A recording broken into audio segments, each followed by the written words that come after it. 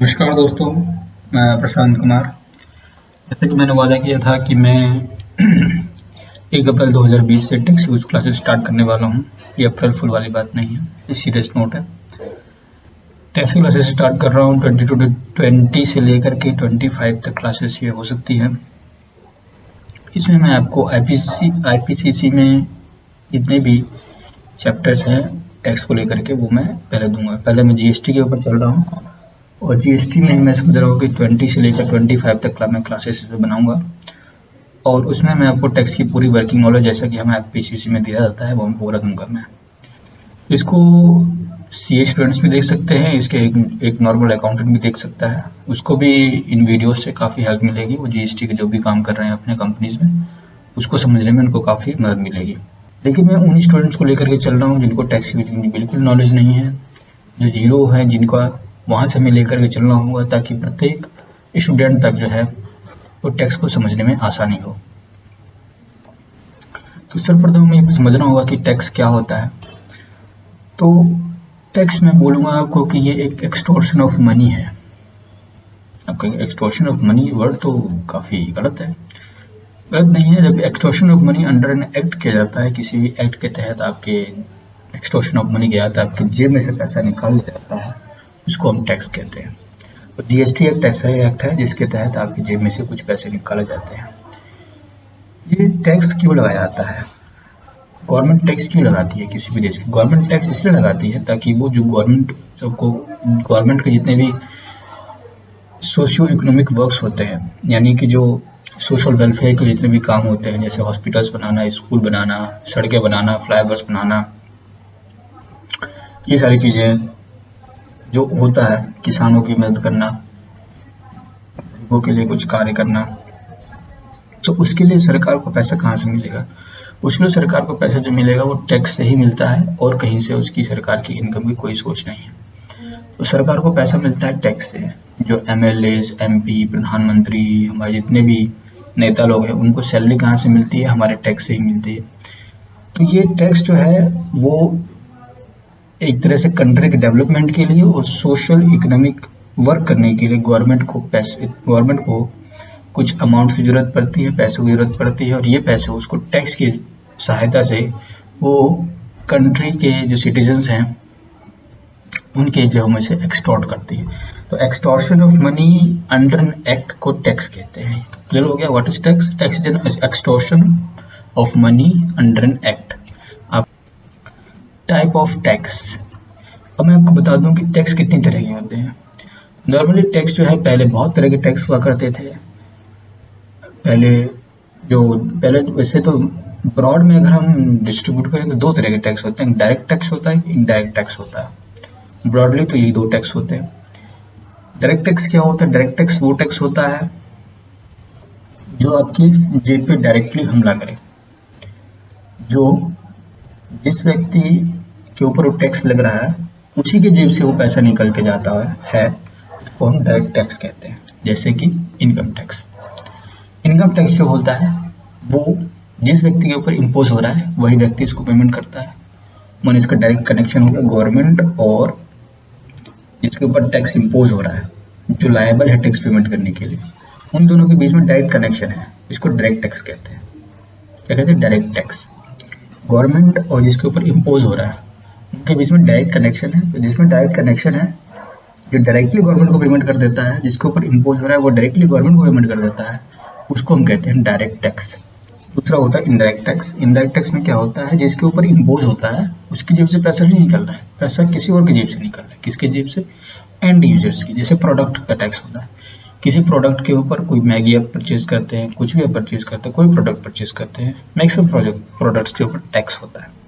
आपने उसके ऊपर पढ़ा होगा जो एमआरपी के नीचे लिखा रहता है इंक्लूसिव ऑफ टैक्सेस, तो उसमें टैक्स इंक्लूड रहता है, आप टैक्स पेमेंट कर रहे होते हैं। लेकिन आप डायरेक्ट गवर्नमेंट को पेमेंट नहीं कर रहे हैं, आप किसको पेमेंट कर रहे हैं? आप पेमेंट कर रहे हैं उस सप्लायर को या उस कंपनी को जिससे आपने वो प्रोडक्ट परचेज किया हुआ है। जिस प्रोडक्ट आपने परचेज किया उसे अपने टैक्स गवर्नमेंट को पेमेंट नहीं किया, तो वो सप्लायर क्या करेगा कि ये पैसा आपसे इकट्ठा करके वो गवर्नमेंट को पेमेंट कर देगा।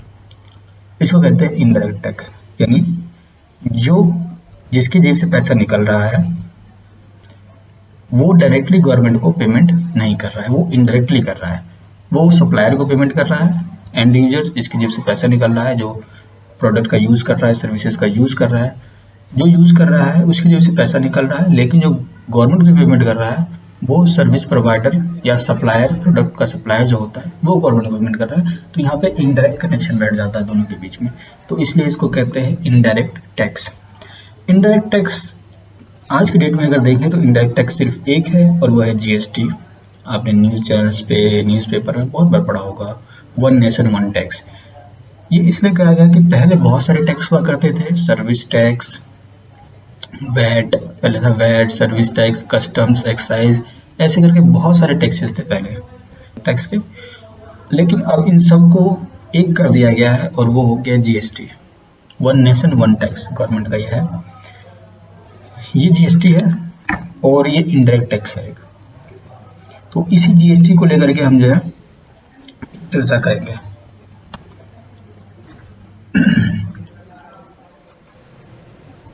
मैंने जब इनडायरेक्ट टैक्स के फीचर्स कुछ लिख दिया। सबसे पहला कि it is an important source of revenue to the government.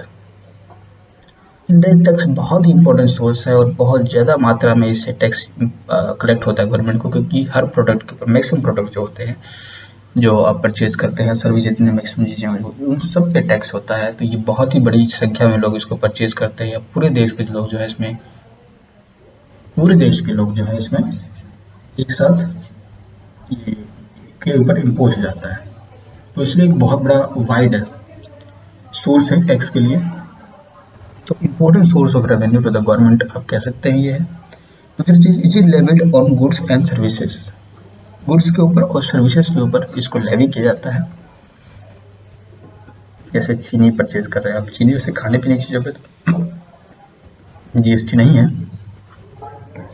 तो गुड्स पे या सर्विस आप कोई ले रहे हैं, अकाउंटिंग सर्विसेज किसी से लेते हैं, या आप किसी वकील की सर्विसेज लेते हैं, या आप किसी मैकेनिक की सर्विस लेते हैं, तो उन सब चीज़ों पे आपको टैक्स पेमेंट करना होता है।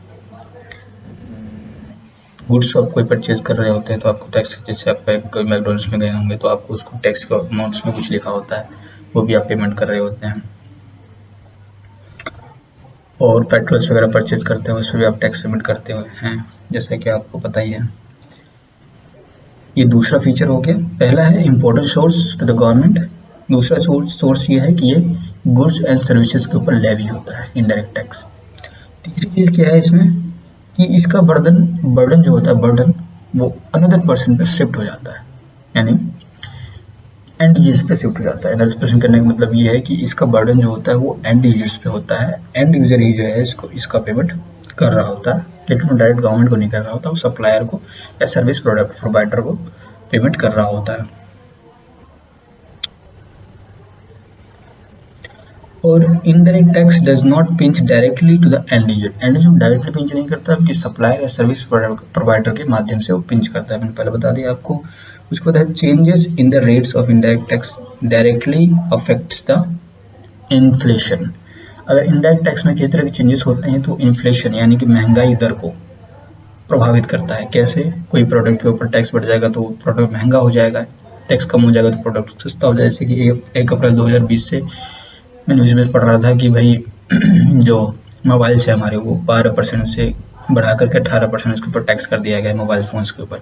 तो अभी मोबाइल फ़ोन क्या होगा, इन्फ्लेशन के शिकार हो जाएंगे और ये मोबाइल फ़ोन अब महंगे हो जाएंगे। तो इसलिए डायरेक्टली इम्पैक्ट करता है इन्फ्लेशन को हमारा इनडायरेक्ट टैक्स। तीसरी चीज़ क्या है इसमें, ये एक रिग्रेसिव इन नेचर होता है। दो चीज़ें होती हैं, एक होता है रिग्रेसिव, एक होता है progressive. Regressive in nature and progressive in nature. Progressive in nature का क्या मतलब होता है? प्रोग्रेसिव नेचर का मतलब ये होता है जो गरीब आदमी है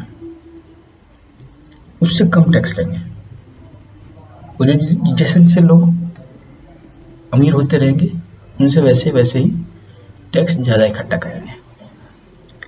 तो गरीबों से कम, अमीरों से ज़्यादा, ये प्रोग्रेसिव नेचर होता है ऑफ टैक्स। रिग्रेसिव क्या होता है? रिग्रेसिव ये होता है कि इसमें टैक्स जो प्रोपोर्शन होता है, प्रोपोर्शन इनकम के ऊपर जो टैक्स पेमेंट कर रहा है, इनकम से जो टैक्स का अमाउंट का प्रपोर्शन निकालें, वो प्रपोर्शन गरीबों में बढ़ जाता है, अमीरों में घट जाता है, क्योंकि अमीरों के पास सैलरी ज़्यादा होती है, अमीरों के पास का इनकम अधिक होता है और गरीबों की इनकम कम होती है। इसलिए एक ही प्रोडक्ट पे जब दोनों एक ही तरह का टैक्स पेमेंट करेंगे तो सैलरी और टैक्स के बीच में जो प्रपोर्शन होता है वो कम हो जाता है। गरीबों के लिए वो ज़्यादा हो जाता है प्रपोर्शन, अमीरों के लिए वो प्रपोर्शन कम हो जाता है। माने अगर मान लीजिए एक आदमी 2,000 रुपये पूरे महीने में कमाता है और एक आदमी महीने में 10,000 रुपये कमाता है, वो दोनों एक प्रोडक्ट परचेज करते हैं।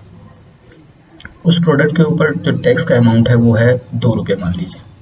तो जो आदमी 2,000 रुपये कमा रहा है और जो आदमी 10,000 रुपये कमा रहा है, तो दोनों के बीच में जो टैक्स का रेशो बनेगा सैलरी का, तो उसमें किसके ऊपर ज़्यादा बनेगा? वो बनेगा गरीबों के ऊपर। यानी गरीबों की जेब से के ऊपर वो ज़्यादा भारी पड़ेगा, अमीरों की जेब के ऊपर वो कम भारी पड़ेगा एक ही प्रोडक्ट परचेज करने पे। तो इसलिए इनडायरेक्ट टैक्स को रिग्रेसिव इन नेचर भी कहा जाता है और इसके ऊपर बहुत बड़ा विवाद भी है, वो बात अलग है। तो इसलिए इसको रिग्रेसिव इन नेचर कहते हैं, क्योंकि गरीबों की जेब पे भारी पड़ता है, अमीरों की जेब पे ये हल्का पड़ता है। वहीं डायरेक्ट टैक्स जो होता है वो इसका उल्टा होता है, उसको प्रोग्रेसिव इन नेचर कहते हैं, क्योंकि वो अमीरों से ज़्यादा कलेक्ट करता है, गरीबों से कम कलेक्ट करता है। आगे अगर बात करें तो it promotes social welfare by imposing higher tax rates on demerits items like tobacco.